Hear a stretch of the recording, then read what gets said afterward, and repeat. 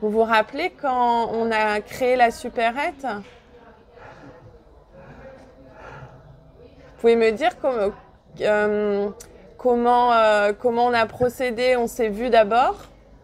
Oui, et puis on avait quand même beaucoup de réunions, quoi. Ouais. Dans la salle au fond, là-bas. C'est vrai. Et oui, du coup, l'assemblée fondatrice, on avait dû la faire là-haut parce que c'était à l'époque du Covid et on était fermés aux visiteurs. Et du coup, on vous avait fait venir là-haut, Oui. au-dessus de l'accueil de jour. Et il y avait pas mal de monde. Oui, oui. Des familles, Des résidents. On a ouvert la supérette il y a à peu près 3 ans maintenant. C'était en période de Covid. En fait, on s'est rendu compte que les résidents ne pouvaient plus sortir. Ça fait tout un bruit à cette époque-là. Les résidents étaient fragiles, ils étaient confinés aussi comme tout le monde. Et ils ne pouvaient plus du coup aller faire leurs achats. Il y a aussi la diminution du public. Les résidents viennent de plus en plus dépendants et c'est compliqué pour eux de se rendre sur l'extérieur. Est-ce que j'ai pris des gâteaux mous? Je ne sais pas si ça vous plaît, mais en tout cas, j'ai pris. Vous n'êtes pas obligé de les acheter. Ça, c'est mou. C'est vanille et chocolat. Vous saviez, souvent, vous me dites qu'il faut des gâteaux mous.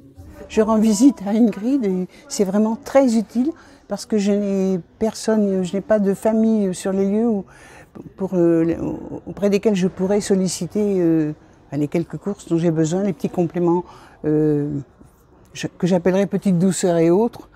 Donc oui, je viens toutes les semaines. Elle a toujours quelques produits au frais où on peut se servir. Et puis nous venons avec une liste pour la semaine suivante et elle prend note de ce que nous souhaitons. Il y avait quand même une tradition à Carloudans depuis très longtemps de participation des familles. C'est un établissement qui historiquement a toujours été très ouvert. Donc cette association a été créée au début dans le but de résoudre des problèmes moi que j'avais d'écriture d'argent. Et finalement, ils s'en sont vraiment servis comme d'un outil force de proposition, d'implication, à tel point que c'est grâce à l'association, c'est l'association qui a porté 2 gros projets dans l'établissement, la supérette et le fameux bistrot qui est un peu plus récent. C'est top parce que voilà, c'est le rendez-vous aussi du vendredi. Le matin, il y a la supérette et puis l'après-midi, on se donne aussi rendez-vous au bar. Non, c'est vraiment chouette parce que y a certains résidents qui s'attendent. Je pensais à 2 dames qui, tant que la copine n'allait pas arriver, on ne sert pas le jus d'ananas. Les familles qui se retrouvent aussi entre eux, qui prennent leurs proches, qui se retrouvent. Et puis le fait que ça soit aussi des familles qui tiennent le bar. Moi, j'ai vu depuis que le lien entre les familles c'était aidant.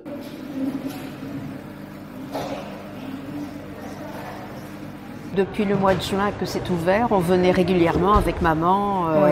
Moi, quand j'ai les petits-enfants en vacances, on vient prendre le goûter avec maman et les petits-enfants ici le vendredi.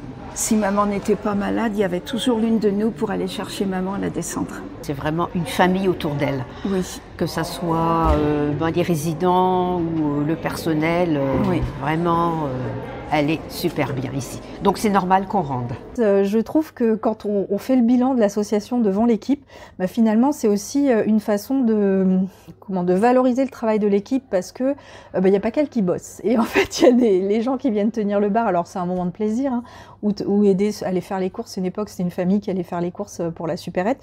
C'est des moments de plaisir évidemment, n'empêche que c'est du boulot. Et tout ce monde-là au service des mêmes personnes que sont l'équipe en fait, donc les résidents. C'est pas juste un écran de fumée l'association. C'est pas juste moi c'est l'association, en vrai ceux qui pilotent. Alors oui, on n'a pas trouvé de président de l'association qui puisse rester, tenir les comptes, etc. Donc c'est des salariés, c'est Ingrid en l'occurrence animatrice qui porte les choses, mais elle rend compte aux usagers. Nous moi je vote pas à l'AG. Voilà, c'est vraiment des décisions de l'asso. J'ai quand même la brigade vendéenne. Ah, c'est ça qu'il fallait dire d'abord.